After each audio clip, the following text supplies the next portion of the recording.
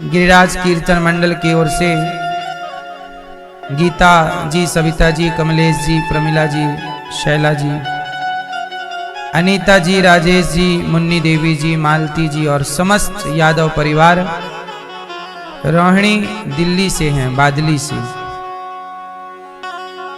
साथी परीक्षित बन के श्रीमती यशोदा तिवारी, पति स्वर्गीय रामलाल तिवारी जी, पुत्र राकेश तिवारी जी, लोकेश तिवारी जी, ब्रजेश तिवारी जी, बबलेश तिवारी जी, पुत्री सुनीता मिश्रा जी, पुत्र वधू शशि माया चित्रा, समस्त तिवारी परिवार रीवा से आप आए हैं परीक्षित वन की कथा का रसपान कर रहे।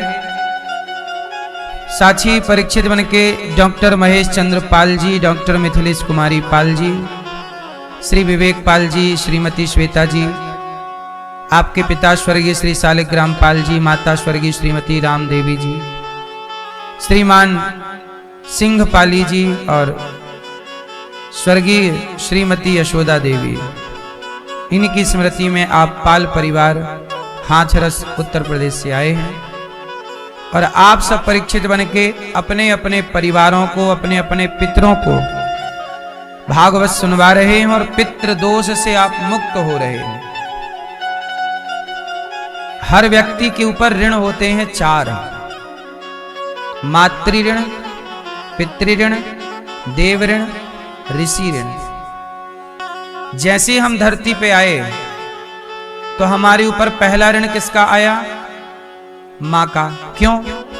माँ ने हमें पेट में जगह दी, हमारे लिए दर्द सहा, हमारे लिए अपनी नींदें खराब की।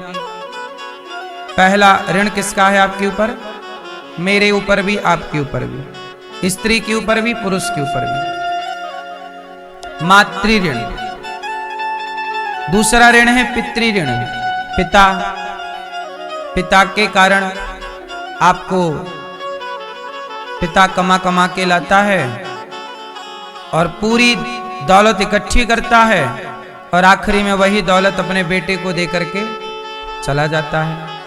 पिता कमा कमा के खिलाता है, आपकी पढ़ाई लिखाई में सहयोग करता है। पितृ ऋण। हर व्यक्ति के ऊपर माता का, पिता का ऋण होता है। उसी ऋण को उतारने के लिए, अच्छा वो ऋण कैसे उतरेगा?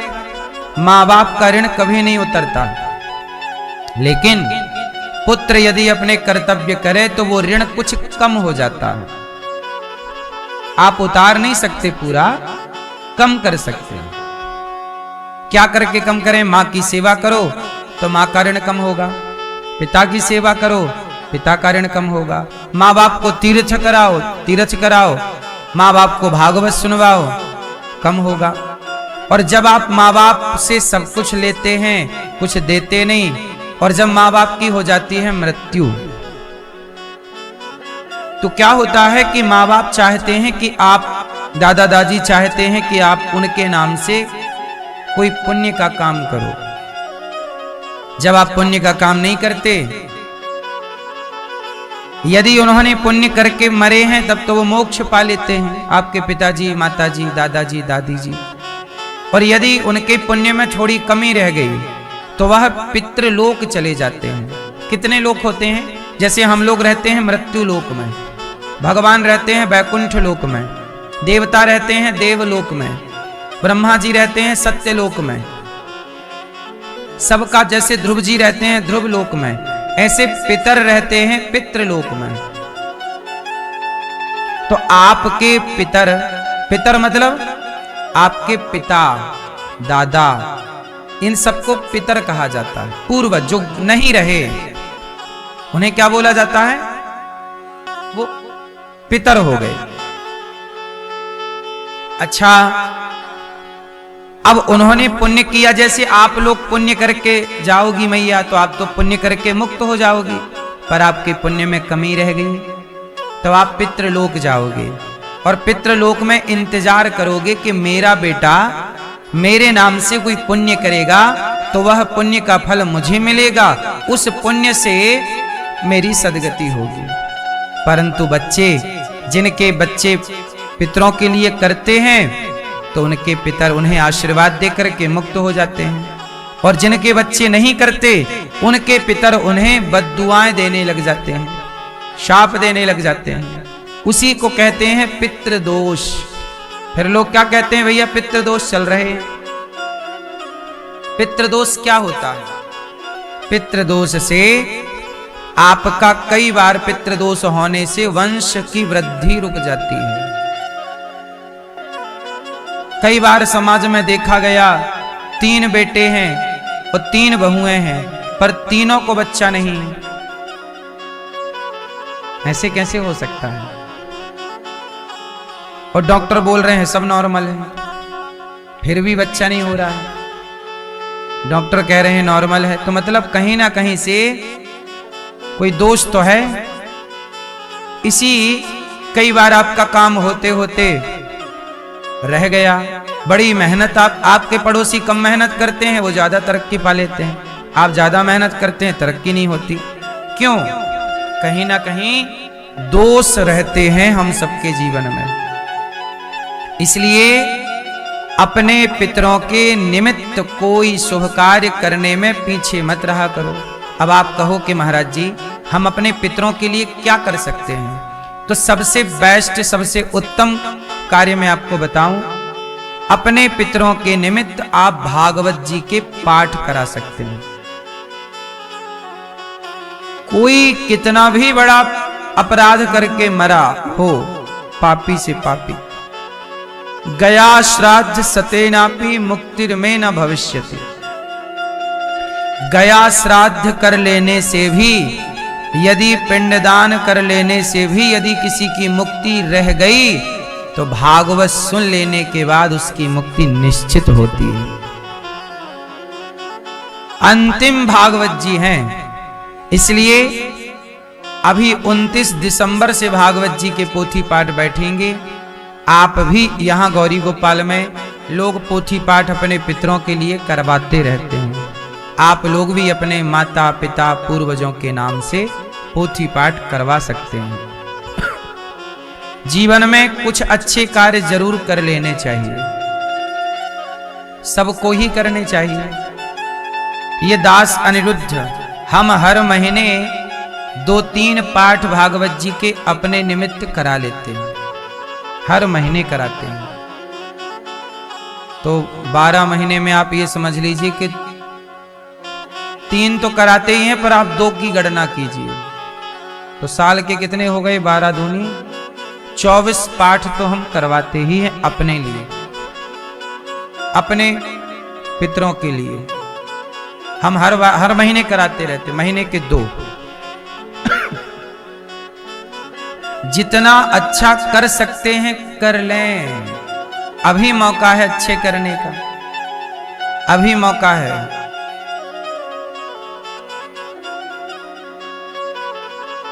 पुण्य जितना करेंगे वो अपना ही तो धन है। क्यों मेरी मां? इसलिए पितरों के लिए, अब जैसे आप लोगों से मैं पूछ लूं कि आपके पिता के मृत्यु की तिथि क्या है, तो आपको पता है? आपको पता है?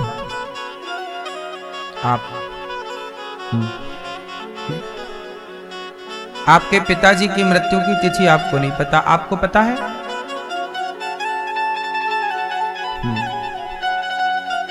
सबको अपने पिता के मृत्यु की तिथि याद होनी चाहिए, तारीख नहीं। सनातन सिस्टम तारीख से नहीं चलता, सनातन किससे चलता है? तिथि से। अपनी सास की, अपनी मां की पुण्य तिथि, मृत्यु की तिथि याद रखिए, और जब भी उसकी तिथि आए, हर महीने आएगी। यदि आपकी मां अष्टमी, आपके पिताजी अष्टमी को गए माना की उदाहरण, तो अष्टमी शुक्ल पक्ष की हो या कृष्ण पक्ष की, आपके पिताजी गए शुक्ल पक्ष की अष्टमी को माना की, तो अगले महीने फिर अष्टमी आएगी शुक्ल पक्ष की, उसके अगले महीने फिर आएगी। साल में 12 बार तिथि आएगी आपके पिता की। कितनी बार आएगी? इन 12 बार आपको क्या करना चाहिए? अपने दादा की पिता की पुण्यतिथि पर एक दीपक जला करके पितरों के नाम का दक्षिण दिशा में रखना चाहिए। अपने मंदिर में ही दक्षिण दीवार की तरफ रख देना चाहिए, मंदिर में ही दक्षिण की तरफ, दक्षिण की ओर मुंह करके। और उस तिथि पर, जैसे अष्टमी के दिन पिता की तिथि है, यदि हो सके तो 2-4 ब्राह्मणों को बुला लो, 2-4 कन्याओं को बुला लो। उस दिन, तिथि के दिन 2-4 ब्राह्मणों को भोजन करा दो, कन्याओं को भोजन करा दो। आसपास गैया है तो पिता के नाम से गाय को चारा खिला दो। उस दिन विशेष चिड़ियों को दाना, कौआ को दाना, कुत्ते को रोटी, अगल बगल जो कुत्ते हैं उनको पेट भर, पिता के नाम से। ये 1 महीने में 1 बार कर सकते हैं आप, तो कर लीजिए। एक तिथि आए तो अपने पिता की तिथि पर आप गौरी गोपाल आश्रम में संतों को भोजन बंटवाएं कि भाई यहाँ हजारों संत भोजन करते हैं गौरी गोपाल में, पिता की पुण्य तिथि पर हम संतों को भोजन बंटवाएंगे। माँ की पुण्य तिथि पर हजारों साधु संत जो भोजन करते हैं गौरी गोपाल आश्रम में, ये संतों को रोटी बंटवाएंगे कि भाई आज का भोजन हमारी ओर से, हमारे पूज्य पिताजी की ओर से। माँ की मृत्यु पर इन वृद्ध माओं को भोजन करा दो कि यहाँ गौरी गोपाल में वृद्ध माएं रहती हैं, माओं को भोजन करा दो। यदि कर सकते हैं तो उस तिथि पर 12 बार शुरू के कम से कम 2-3 साल तक तो ये कार्य कर लो। 3 साल के बाद फिर क्या होता है कि पिंडदान हो जाता है गया जी में। जब तक गया श्राद्ध नहीं कर लेते तब तक वो हर महीने की तिथि याद करके कर लो। फिर गया श्राद्ध कर लिया तो फिर हर महीने करने की जरूरत नहीं है। फिर साल में 1 बार पितृपक्ष जब आता है, उस पितृपक्ष में जो तिथि आती है आपके, जैसे अष्टमी है तो अष्टमी आएगी, तो उस अष्टमी के दिन आप गया श्राद्ध कर आओ। और अब आप लोग प्रश्न करेंगे कि हमने तो गया श्राद्ध कर दिया, पिंडदान कर दिया, अब क्या करें? तो गया श्राद्ध करने के बाद भी नियम तो यही है कि माता पिता की तिथि पर आप कुछ ना कुछ कार्य छोटा मोटा ही, पंजीरी ही बांटिए बाप के नाम से, पर ये उस तिथि पर पंजीरी ही सही पर बटनी चाहिए। अन्न दान उस दिन भले पंजीरी का करो, पर हो उस तिथि पर, माता और पिता की तिथि पर। इससे क्या होगा? इससे आपके पितरों की परम गति होगी, पितृ दोष नहीं होगा।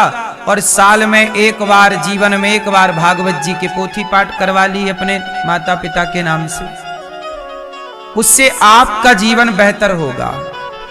आज का व्यक्ति इतना आलसी हो गया है कि अपने कर्तव्यों को भूल गया। ना माँ का कोई कर्तव्य पूरा कर रहा है, ना पिता का वो बोलता है आज के व्यक्ति, अरे हम तो विज्ञान के युग के, हमें ये भरोसे ही नहीं है कया वया क्या होता है।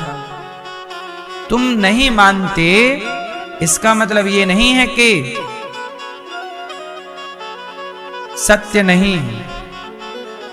ना मानने से अंग्रेज आते हैं और गया श्राद्ध करने लगे। पता है आपको अंग्रेज, आप गया जी जाइएगा पितृपक्ष में, अंग्रेज मिलेंगे आपको श्राद्ध करते हुए।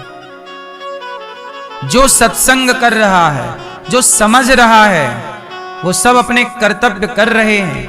आज की आपाधापी में लोग भूल गए, कर्तव्य कोई नहीं करना चाहता। तो मातृ ऋण, पितृ ऋण, तीसरा ऋण है देव ऋण। देव ऋण, सूर्य भगवान को जल चढ़ाइए, भगवान का स्मरण कीजिए, इससे देव ऋण से मुक्ति मिल जाती है। देवताओं का भी ऋण है ना, प्रकाश दे रहे हैं सूर्य भगवान, आपको हवा मिल रही है, पानी मिल रहा है, ये प्रकृति तो दे रही है, तो देवताओं का ऋण है। और चौथा ऋषि ऋण। ऋषि ऋण क्या होता है? ऋषियों ने आप लोगों के लिए आयुर्वेद लिखा, धनुर्वेद लिखा, आप लोगों के लिए पुराण, रामचरितमानस किसने लिखी? ऋषियों ने, तुलसीदास जी।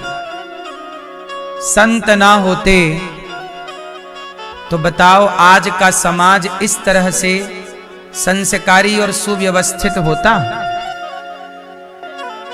आप सबकी वाणी में संतों की भाषा है। आप लोग क्या बोलते हैं जब कोई बात होती है? अरे बड़ा हुआ सो क्या हुआ। अब ये बड़ा हुआ सो क्या हुआ, ये किसकी भाषा है? संतों की तो वाणी है।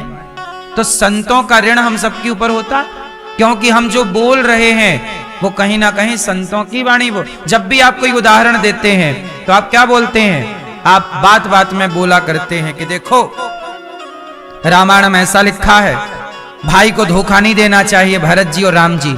अब राम और भैया भरत के बारे में आपने पढ़ा होगा, तो जहां भी पढ़ा होगा उस ग्रंथ को लिखने वाले कोई ऋषि ही होंगे। बोलो हाँ। रामायण पढ़ोगे तो महर्षि वाल्मीकि जी ऋषि, रामचरितमानस पढ़ोगे तो तुलसीदास जी ऋषि, महाभारत पढ़ोगे वेदव्यास जी ऋषि, पुराण पढ़ोगे वेदव्यास जी ऋषि। ठीक? तो जितना भी हम समाज में ज्ञान हमारे यहां है वो सब ऋषियों की देन है। इसलिए ऋषियों का ऋण है। तो ऋषियों का ऋण कैसे उतरेगा? बोले गीता रामायण का पाठ करते रहिए, ग्रंथों के प्रति सम्मान रखिए, तो ऋषियों के ऋण से मुक्ति मिल जाएगी। ये 4 ऋण होते हैं। इन चारों ऋणों से हम सब ऋणी हैं, माँ के पिता के ऋण से, देवताओं के और ऋषि के ऋण से। इसलिए हमारे यहाँ चारों को प्रणाम है। माता को प्रणाम, पिता को प्रणाम, सूर्य भगवान देव ऋण। पहला प्रणाम सवेरे जागती व्यक्ति सूर्याय नमः, आदित्याय नमः, भौमाय नमः, खगाय नमः, मित्राय नमः, भास्कराय नमः। सूर्य भगवान को अर्घ देते हैं। आप लोग जल चढ़ाते हो सूर्य भगवान को? सही बताओ, नहीं चढ़ाते? सूर्य भगवान को जल चढ़ाना चाहिए कि नहीं? आप लोग क्यों नहीं चढ़ाते? रोज चढ़ाओ। अच्छा, सूर्य भगवान प्रकाश रोज देते हैं कि कभी कभी? विटामिन डी कहां से आता है? फसलों को ताकत। यदि सूर्य ना होते तो किसान की कोई भी फसल होती? यदि आप और हम जीवित हैं तो इसमें सूर्य भगवान का योगदान है। बोलो हाँ। तो जब उनका योगदान है तो 1 लोटा जल चढ़ा के धन्यवाद तो दे ही सकते हैं। ये तो थैंक यू है, ईश्वर का धन्यवाद। इसलिए धन्यवाद के तौर पर जल चढ़ाइए। हे ईश्वर आपका धन्यवाद। भगवान की भक्ति क्यों की जाती है? थैंक यू के लिए। हे ईश्वर। अच्छी बताओ, आप बहुत प्यासे हैं, पानी नहीं मिल रहा है चारों ओर, और तभी कोई पानी लेके आए और आपको पिलाए, तो आप थैंक यू बोलोगे कि नहीं उसे? उसने आपके प्राणों की रक्षा की कि नहीं जल देकर? फिर यदि उस व्यक्ति ने जल देकर आपके प्राणों की रक्षा की, तो आपके इर्द गिर्द आसपास यदि पानी है तो वो पानी कौन दे रहा है? ईश्वर। तो क्या उस ईश्वर को थैंक यू धन्यवाद नहीं होना चाहिए? इसलिए उसको माला जपते हैं। 1 माला जपो, 10 माला जपो, 20 माला जपो। माला इसलिए कि हे ईश्वर श्रीमन्नारायण श्रीमन्नारायण। माला जप रहे हैं। काहे माला जप रहे हो? ईश्वर को याद कर रहे हैं। धन्यवाद प्रभु, आप ना होते तो हमें पानी कौन देता? आप ना होते हमें रोटी कौन देता? अच्छा मैया, आपने ऐसे किसी व्यक्ति को देखा जिसके दोनों हाथ ना हो? क्यों? आप लोगों ने ऐसे किसी व्यक्ति को देखा जिसके दोनों हाथ ना हो? क्यों? देखा है? देखा होगा। हल्ला ना करो मेरी मां, शोर ना करो मैया। अब जरा सोचो कि किसी के दोनों हाथ नहीं हैं, उसे खाने में कितनी तकलीफ होती हो। सामने रखा है भोजन पर हाथ ही नहीं है, अब कैसे खाता होगा? किसी के आश्रित होगा कि नहीं? कोई आए खिलाए। आप कितने अच्छे हैं, जब भूख लगती है अपने हाथ से निकालते हो अपने। जिसके दोनों हाथ नहीं है, कल्पना करिए, इमेजिन करिए कि जिसके दोनों हाथ ना हो, उसे भूख लगी हो, वो भोजन हो, क्या कैसे कैसे निकालेगा? कितना तकलीफ है। बोलो मेरी मां, आपके हाथ हैं तो इन हाथों की वैल्यू नहीं पता, इसलिए ईश्वर का धन्यवाद दो। इसलिए इन हाथों से तुलसी की माला पकड़ो और इस माला को सरकाओ आगे, और हर मन के पर हर मोती पर एक बार ईश्वर को याद करो कि प्रभु ये हाथ दिया है, थैंक यू। ये हाथ ना होता तो क्या होता, हम पानी भी नहीं पी सकते थे। इसलिए श्रीमन नारायण श्रीमन नारायण श्रीमन नारायण श्रीमन नारायण। बात समझ में आई कि नहीं?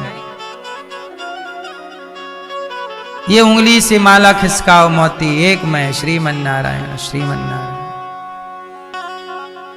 ये उंगली है, ना होती उंगलियां, ना होता ये हाथ, तो सोचो हम कैसे होते।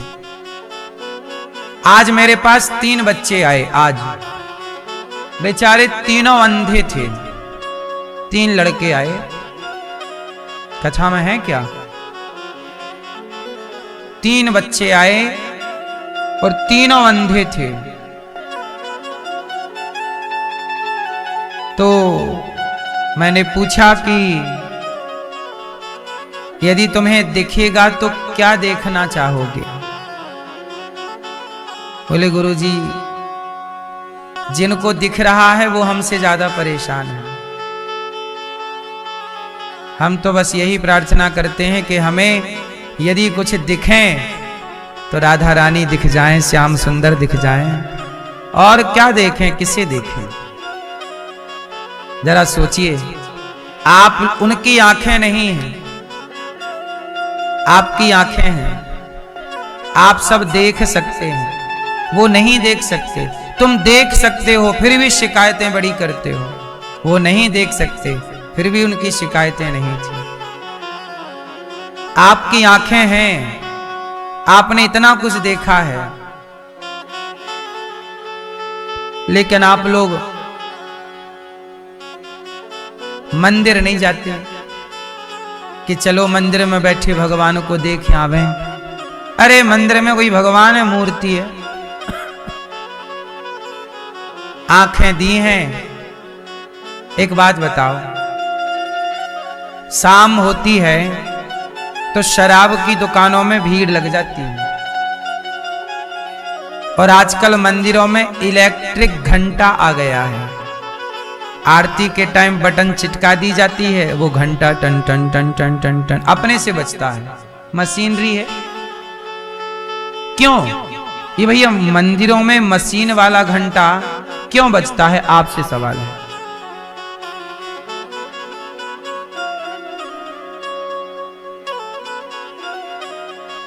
सच बताओ, आप आरती के टाइम मंदिर जाते हो? आप जाते हो? कब कब? रोज के कभी कभी। मंदिरों में इलेक्ट्रिक घंटे इसलिए लगा दिए गए क्योंकि बढ़ती आबादी में शराब की दुकान में तो भीड़ बढ़ी, पर मंदिर में घंटा बजाने वाला भी कोई नहीं। ये स्थिति है सनातन की। जबकि शुक्रवार को मस्जिदों में नमाज पढ़ने वाले मुसलमान बहुत होते हैं। मुसलमान नमाज पढ़ना किसी भी हाल में होंगे, कहीं भी होंगे, वो नमाज जरूर पढ़ेंगे। लेकिन हिंदू मंदिर में शाम को घंटा बजाने तक का टाइम नहीं निकालता। कैसे हिंदुओं का उत्थान होगा? इसलिए मुसलमानों के 52 देश हैं, 52। हिंदुओं का एक भी देश नहीं। क्यों? क्योंकि वो मुसलमान अपना कर्तव्य ईमानदारी से करते हैं।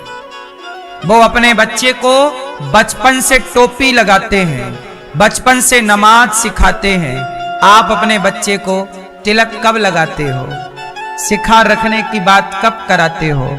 कब अपने बच्चे को हनुमान चालीसा पढ़वाते हो?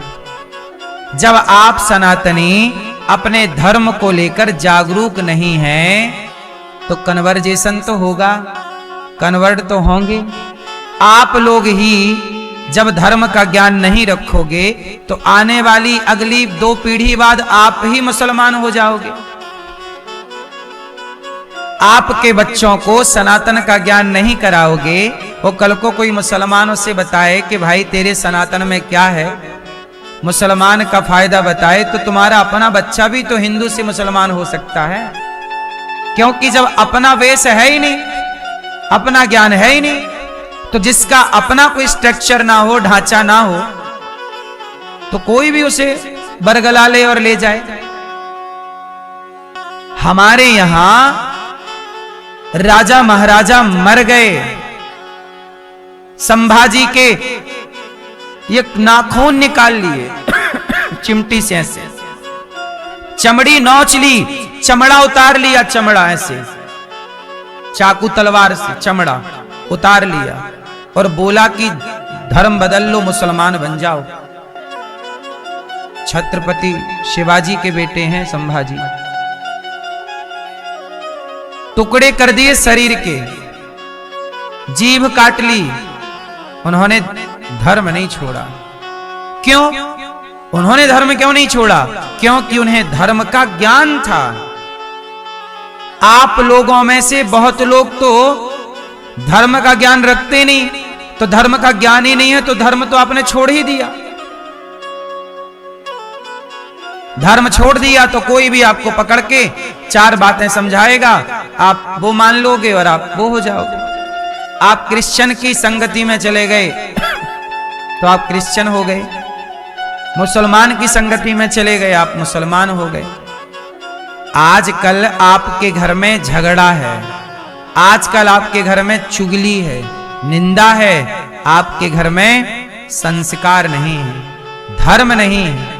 धर्म की आप लोग सच बताना, आप लोग अपने घर में कितनी देर राम की, कृष्ण की, धर्म की, सनातन की बात करते हो? अपने बच्चों से बताओ जरा, किस घर में कितनी देर बातें होती हैं? जब धर्म की बात ही नहीं करोगे तो धर्म को जानोगे क्या? कोई भी वर्गलाएगा, आप चले जाओ। एक picture I movie the Kerala, मैंने पूरी नहीं देखी, एक छोटा सा हिस्सा उसका क्लिप देखा है। उसमें क्या था ये सच्ची घटना है। एक सुनना ध्यान से, एक लड़की थी और वो लड़की ब्राह्मण की लड़की थी। वो लड़की कॉलेज में पढ़ती, तो कॉलेज में उसे लड़की को मुसलमान लड़कियों से दोस्ती हो गई। तो मुसलमान लड़की भी अपने धर्म के प्रति सजग है। उन मुसलमान लड़कियों ने उस हिंदू लड़की को अपने मुस्लिम धर्म के बारे में, मुस्लिम पंथ के बारे में, मजहब के बारे में समझाया, बताया कि ये है हमारे यहां, तुम्हारे हिंदू धर्म में तो कुछ भी नहीं है। हिंदू से तोड़ा और मुसलमान से जोड़ा। अब हुआ क्या कि वो लड़की हिंदू की उनकी बातों में आ गई और उसने कहा कि हमारे यहां तो भूरों की बात होती है, जन्नत है। उसने भैया आतंकी संगठन से उस लड़की को मिला दिया। और वो सच्ची घटना है ये। वो हिंदू लड़की आतंकी संगठन के संग चली गई। वो आतंकवादी उसके साथ बलात्कार करते, उसकी राजी से फंसा लिया ना, बलात्कार करते बिंदास, और उसे चलाना सिखा दिया बंदूक, और जहर घोल दिया कि तुम्हारे दुश्मन हिंदू हैं, जहां भी हिंदू मिले बस आतंकवादी का तो एक ही काम है। अभी नहीं जात पूछ के मारी, तुम हिंदू हो, ठा ठा ठा ठा ठा। अभी पहलगांव में क्या हिंदू हो, ठा ठा ठा, हिंदू हो, मार दिया। अब वो लड़की बन गई भैया आतंकवादी, हिंदुओं को मारती आतंकवादियों के गठन में रह के, और मुसलमान वो आतंकवादी उसका बलात्कार भी करते सामूहिक मस्त, और उसकी राजी मर्जी से।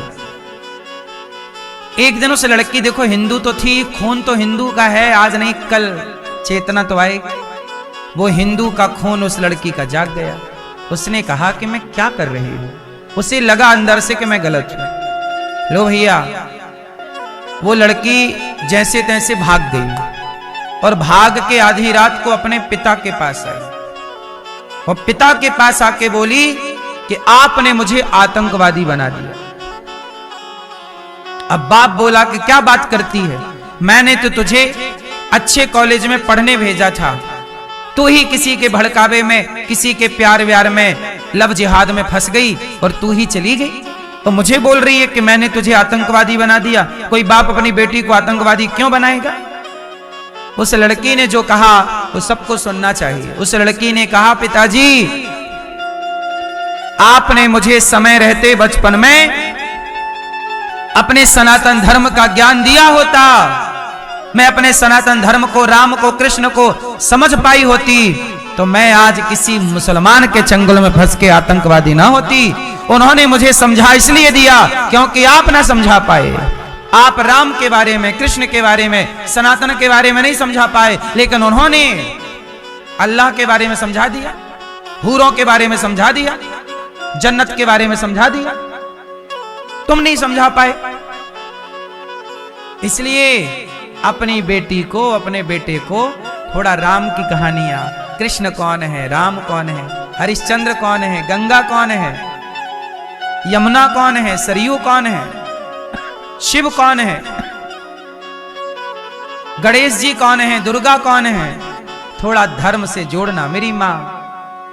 वरना कल तुम्हारे बच्चे ना जाने बाजार में किसकी संगति में जाके बैठ जाएं और क्या हो जाएं।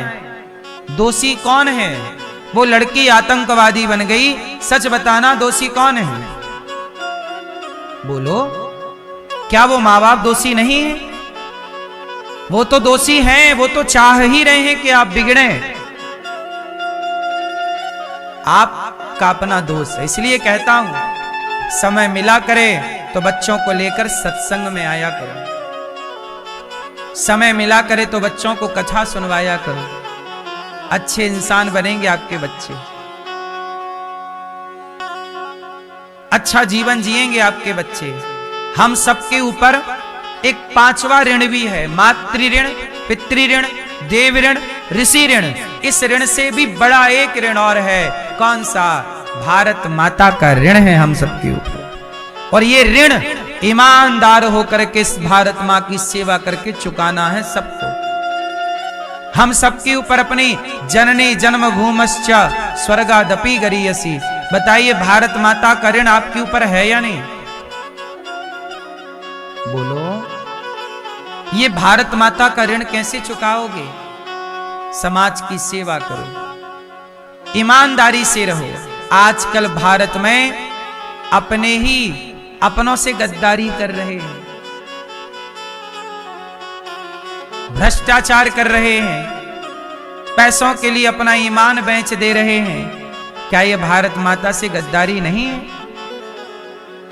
इसलिए साहब, पढ़ लिख के बड़े पद पे जाइएगा, पर वहां जाके भ्रष्टाचारी ना बन जाइएगा।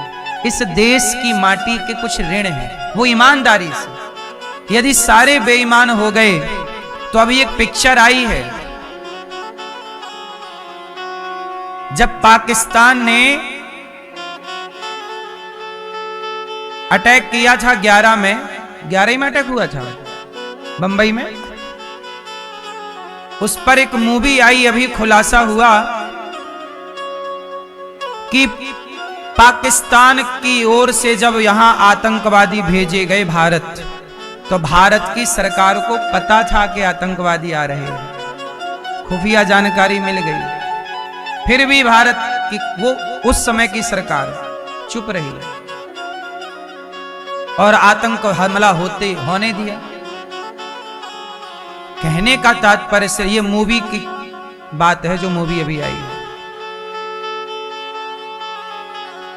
कहने का अर्थ ये है कि बताइए, भारत में रहकर के, भारत के सरकारी पदों पर बैठ के, बड़े बड़े मंत्रालय में बैठ के कुछ मंत्री पाकिस्तान से मिले थे कि नहीं? ये मूवी के द्वारा खुलासा हुआ।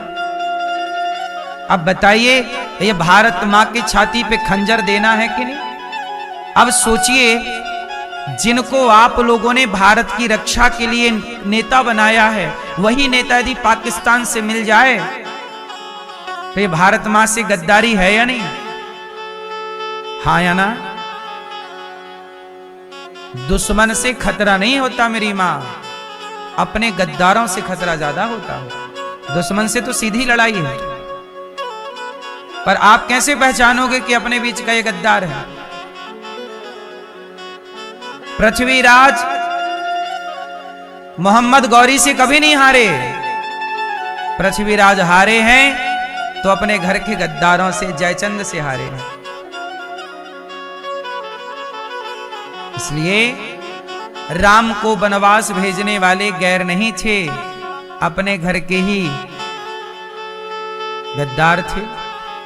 जिस अयोध्या का नमक मंथरा खाया करती थी, जिस अयोध्या की रोटी मंथरा खाया करती थी, जिस अयोध्या का पानी मंथरा पिया करती थी, उसी अयोध्या के प्रति जहर घोला के नहीं कैकेयी मां के मस्तिष्क में? बोलो, पूरा खेल किसका है? मंथरा का। मंथरा ने जहर भरा है कैकेयी मां के दिमाग में, और ये वही मंथरा है जो अयोध्या की रोटी खाती है, यहीं का खाती है और यहीं तोड़ने का। कहावत कहते ना सीधी, जिस पत्तल में खाते हैं उसी में छेद करते हैं। इसलिए जिस भारत मां में हो, उस भारत मां के लिए सदा ईमानदार रहना, यह भी संस्कार बच्चों को दीजिएगा।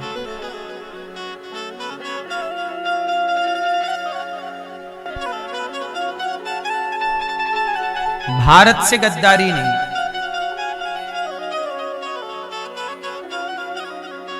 वतन से गद्दारी नहीं, माटी से गद्दारी नहीं। सही है?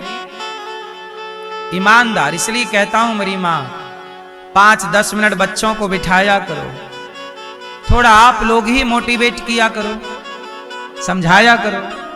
अब आजकल ना माँ बाप बच्चों को तनिक भी टाइम नहीं देते, दिन भर मोबाइल, दिन भर मोबाइल। जैसे तुम उंगली से सरका रहे हो ना रील, ऐसे तुम्हारे हाथों से तुम्हारे बच्चे भी सरक जाएंगे एक दिन। मत बोलना बाद में कि लो बच्चे हाथ से निकल गए।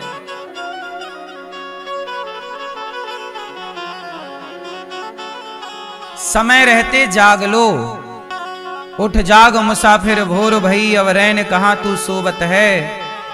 जो सोबत है वो खोबत है, जो जागत है वो पावत है। श्रीमद्भागवत कथा का मूल संदेश है, भक्ति का अर्थ केवल पूजा पाठ नहीं, बल्कि हर परिस्थिति में भगवान पर भरोसा रखना है। जब मनुष्य अपने जीवन में टूट जाता है, रास्ता समझ में नहीं आता, तब भागवत कथा उसे सहारा देती है। इसमें भक्त प्रहलाद, ध्रुव, मीरा, गोपियों और राजा परीक्षित जैसे उदाहरण दिए गए हैं, जो बताते हैं कि सच्ची भक्ति हर संकट को पार करवा सकती। भागवत कथा यह सिखाती है कि जो कुछ भी हमारे जीवन में होता है, वह भगवान की इच्छा से होता है। जब हम इस सत्य को स्वीकार कर लेते हैं, तब हमारे दुख आधे अपने आप समाप्त हो जाते हैं। कथा सुनते सुनते मन शांत हो जाता है और आत्मा को सुकून मिलता है। यही कारण है कि कहा जाता है, भागवत कथा सुनने से घर में सकारात्मक ऊर्जा का वास होता है। आज के समय में मनुष्य बाहरी सुखों के पीछे भाग रहा है, लेकिन अंदर से खाली होता जा रहा है। भागवत कथा उस खालीपन को भरने का काम करती है। यह हमें सिखाती है कि सच्चा सुख धन, पद या प्रसिद्धि में नहीं, बल्कि भगवान की शरण में है। जो व्यक्ति नियमित रूप से भागवत कथा सुनता है, उसके जीवन में धीरे धीरे अहंकार कम होता है और विनम्रता बढ़ती है। और विनम्र की श्रीमद्भागवत कथा केवल एक धार्मिक ग्रंथ नहीं है, बल्कि यह मनुष्य के जीवन को सही दिशा देने वाली दिव्य अमृत वाणी है। कहा जाता है कि जब धरती पर अधर्म बढ़ने लगता है, तब भगवान किसी न किसी रूप में धर्म की स्थापना करते हैं। श्रीमद्भागवत कथा उसी दिव्य प्रयास का स्वरूप है। इस कथा का श्रवण करने से मनुष्य के भीतर छिपे हुए भय, चिंता, लोभ और मोह धीरे धीरे समाप्त होने लगते हैं। भागवत कथा हमें यह सिखाती है कि संसार में रहते हुए भी कैसे भगवान से जुड़ा जा सकता है। भागवत में भगवान श्री कृष्ण की लीलाओं के माध्यम से यह बताया गया है कि जीवन में सुख दुख, लाभ हानि, जन्म मृत्यु सब क्षणिक है, परंतु भक्ति शाश्वत है। जो व्यक्ति सच्चे मन से भागवत कथा को सुनता है, उसके जीवन में अपने आप सकारात्मक परिवर्तन आने लगते हैं। परिवार में शांति, मन में